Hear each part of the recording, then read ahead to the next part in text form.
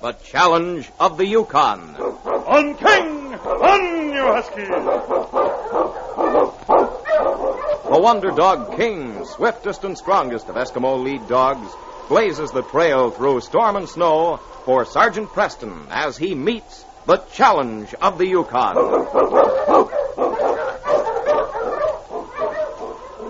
Sergeant Preston was typical of the small band of Northwest Mounted Police who preserved law and order in the new Northwest country where the greed for wealth and power led to frequent violence and bloodshed. But in spite of the odds against them, Sergeant Preston and his Wonder Dog King met that challenge, and justice ruled triumphant.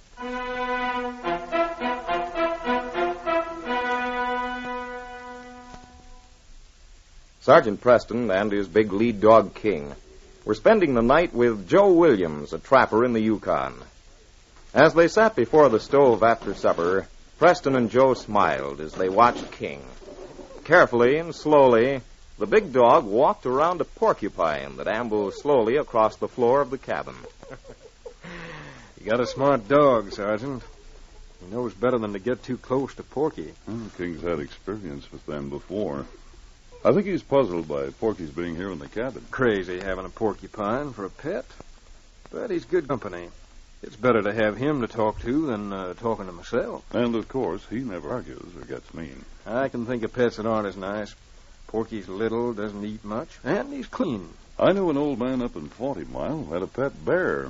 He was a fine animal, tame as a kitten. I'd be afraid of them, Sergeant. You never know when they'll turn on you. Did he get him when he was a cub? Yes. In fact, I was with Lem when he got him. We were on a hunting trip in the spring. I'll never forget that day. We were stalking a caribou. Lem was ahead of me. He never could shoot very well, but I didn't know until that. He didn't wear glasses because, although he'd had a pair, they were broken. So he tried to get along without them. Anyway, Lem went ahead through a thicket. Suddenly I saw some bushes move beside him, and a big brown bear rushed at him. Lem, look out! Run, Lem! Gosh, I didn't even see it coming. Phew, that was lucky. She almost got you. That's sure good shooting, Sergeant Preston. That's the first time I ever saw a bear attack like that. Look, that's why I got a cub with her. Well, will you look at that now? He's just a baby. They were downwind from them. Must have surprised them. Well, ain't he the cutest little fella you ever saw? Come here, you. He's too little to be afraid of you, Lem. Now, I ain't going to hurt you. Look at him, Preston. He's as cute as a kitten. He sure is. It was kind of mean of us to make an orphan out of you, young fella. Wonder what we'd better do with him. Do with him? I'm going to take him home and make a pet out of him. Maggie went and let my pet coon go, and we ain't even got a dog around. Well, if your wife didn't like having a pet coon, she's not going to be too happy about a pet bear. Oh, shucks. Even Maggie couldn't help liking this little fella. She's going to have to like him. I always had a hankering for a pet bear. Well, remember, he's not going to stay that size. If he grows as big as his mother, there won't be any room for you and Maggie in your cabin. Well, he'll be good protection. I'm going to call him Brownie. Yes, sir. Brownie, you're looking right at your foster parent. From now on, I'm your pappy. Come on, Sergeant. Let's go home. It was almost supper time when we got back to Lem's cabin. When Maggie heard us coming, she let King out. I'd left him with her that day. King came running to meet us. Hello, King, old boy. Well, missed me, didn't you, fella? Do you think he'll bite Brownie? No, Lem. Put Brownie down on the ground. They may as well get used to each other. Careful, King. Don't hurt him. No, King. You take care of him, fella. Don't hurt him. I swear, Sergeant, I think that dog knows everything you say. Look at him. He's licking Brownie. Oh, King knows he's just a baby. Brownie's not afraid of him, either. By gum, they're friends already. That cub is going to have the best disposition in the world. He likes everybody. Dad, what are you doing out there? Well, let's hope everybody likes Brownie. Maggie, come here. Look what the sergeant and I brung home to you. Oh, did you have to get me in on this? Why, what is it? Well, look at him, Maggie. Ain't he the cutest darn thing? What? Why, it's a bear cub. Yeah? I just knowed you'd like him. Who said I liked him? Why, the sergeant here. He said he knowed you'd be crazy about it. Why, He is a cute little beggar. We just got rid of that pesky raccoon you had, Lem, and now you bring home a bear. Well, look, even King likes him. We'll call him Brownie, Maggie. Poor young fella.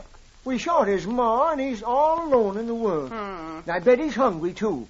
Now, you wouldn't want to turn him loose before he can even help himself, would you? Leave it to you to work on my sympathy. Oh, all right, bring him in. No use arguing and letting the supper get cold. Come on. Well, looks as if you won, Lem. Yeah. Well, come on, Brownie. We got you over the first hurdle. You know, those little cubs can get into a lot of mischief, Lem. Well, don't tell Maggie that. If I can only keep him till she gets fond of him, it'll be all right. Now, supper's on the table, so you put that critter down and eat while it's hot. This looks wonderful. Maggie can sure cook. Oh, now you just help yourself, Sergeant. I knew you two would be hungry. Mercy, what's wrong? Holy jumping match. Brownie fell in the flour barrel. In my flour? And you said bears were different. Well, you weren't a very good nursemaid, King. Well, look at him. White as snow. He looks like a polar bear cub. Well, never mind, Brownie. I'll take you out and brush you off, and you'll be just as good as new again. Lem was right about that bear. It had the best disposition of any animal I've ever seen. Even Maggie got fond of him, but thought she had to stick to her guns about getting rid of him when he was big enough. I think she was just looking for an excuse to keep him, and she finally found one. She told me about it right after it happened. Lem was delighted. Yes, sir, Sergeant. I've decided to keep Brownie. Even though he is getting big as all get out. Glad to hear it, Maggie. Brownie's a fine... The only reason. No. Now, I meant it when I said he should get out when he was big enough. Well, a woman has a right to change her mind. And after the other day, I decided he was good protection. Brownie? Protection? Hey, he wouldn't hurt a flea. No, people don't know him think he would. I was all alone in this cabin the other day, and Lem was down working his claim, and that's a quarter of a mile from here. Well, Brownie was in the cabin, and I was just about to shoo him out when I looked out the window and I saw two strange men coming. Well, one was a half-breed and looked ugly. Well, I just got to the door when it opened. The half-breed been drinking. You get out of here. Why'd you open that door? Get back, I say. Get right out of this door. We hungry. Want food, drink, maybe. Well, I haven't anything here. Go somewhere else. She all alone, Pete? Yeah, she alone. Well, what are we waiting for? Push the door open. We'll help ourselves. I'm not alone. I'll show you. Brownie, come here. Oh, we not afraid of dogs. Go, what? Get him, Brownie. Go right Hey, that bear! A bear! Come on, let's get out of here. You better, or I'll stick him onto you. Oh, good for you, Brownie. Brownie would have just wrestled with him the way that half-breed didn't know it. Well, he's getting big enough to scare anybody. Well, anyway, we're going to keep him. He's getting a little more sense now that he's older, but he still steals things to eat. Oh, I brought you a pail of honey this trip. You better keep it somewhere where Brownie can't get at it. Yeah, Sergeant, we better hang it from the ceiling. Honey's his favorite weakness. That's mine, too, on Maggie's flapjacks. Where is the honey, Sergeant? It's out on my sled, Lem. Well, I'll get it. Hey, in the snow, it's Brownie and King. Oh, it beats all how them two remember each other. Look at them. It was the best of friends. The Johnsons lived near the trail that I patrolled regularly, and I saw them often so the two animals didn't forget each other. However, I didn't see Lem and Maggie until the following summer. I was on horseback, but King always ran beside me. When I rode up to the cabin, Maggie opened the door. Hello there. Easy, fella. Hello, Sergeant Preston. How are you? Fine, Maggie. You're looking well. Lem here? Well, he's working down this aim. Won't you come in? No, I'll walk down and find him. It'll do me good. I've been riding so long. Oh, here's another pail of honey for you. Of course, you're not hinting what you want for supper. Well, now, I wonder what would go well with honey. All right. Go on and get Lem, and I'll have flapjacks waiting for you. Wonderful, Maggie. Come on, King.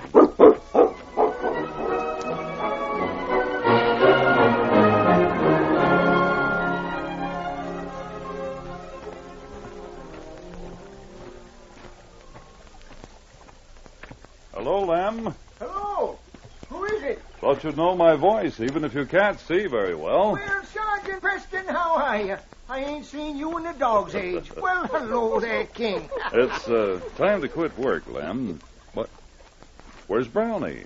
I didn't see him at the cabin. Why, he was here a while ago with me.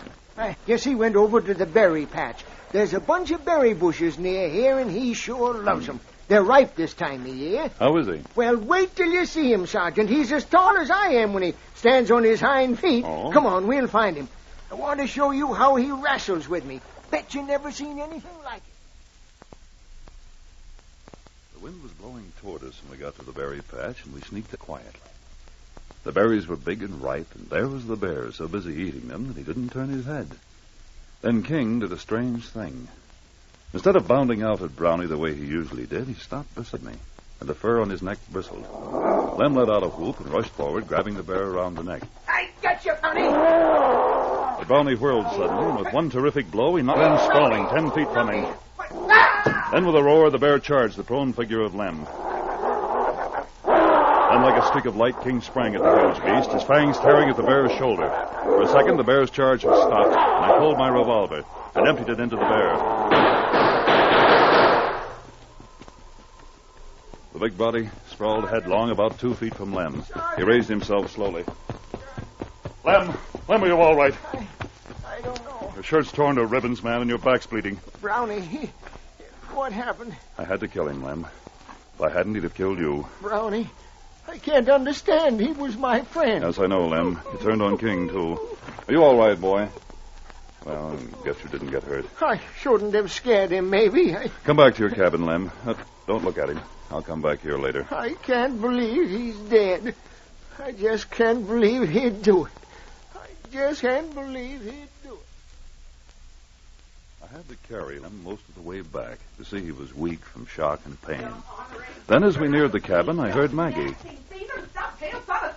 I'll break this broom right over your head. What's wrong with Maggie? Well, I don't know, Lem. Maggie? That's you, Sergeant.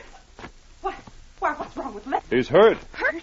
Well, what happened? For no reason at all, Brownie attacked me. Brownie? When? I had to shoot him, Maggie. Just now. He's back in the berry patch. What? Why, he's no such thing. Huh? Didn't you hear me yelling at him just now? What? I came in the cabin and stole that whole pail of honey. Hey, you mean Brownie's still alive? Well, yes. Look at him. There he is. What? Honey dripping from his chest and jowls like a punctured beehive. Oh, Brownie, you're alive. It wasn't you. Then the bear that attacked you wasn't Brownie. Gosh, no wonder, Sergeant. I was wrestling the wrong bear. Now, what's this all about? We'll tell you all about it, Maggie. But please, the next time Lem's in town, I'd suggest he get a pair of glasses. All right. I realized later that King knew it wasn't Brownie from the beginning. Is Brownie still with Lem? Oh, yes. He roams around, but always comes back. Well, you can have your bear. I'd rather have a little pet like Porky here. Well, personally, I prefer dogs, don't I, King?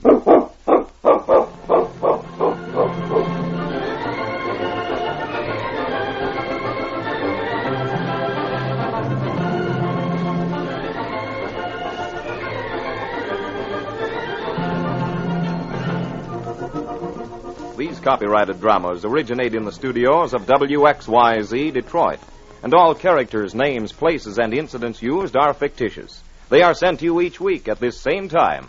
This is Larry McCann speaking. This is the Michigan Radio Network.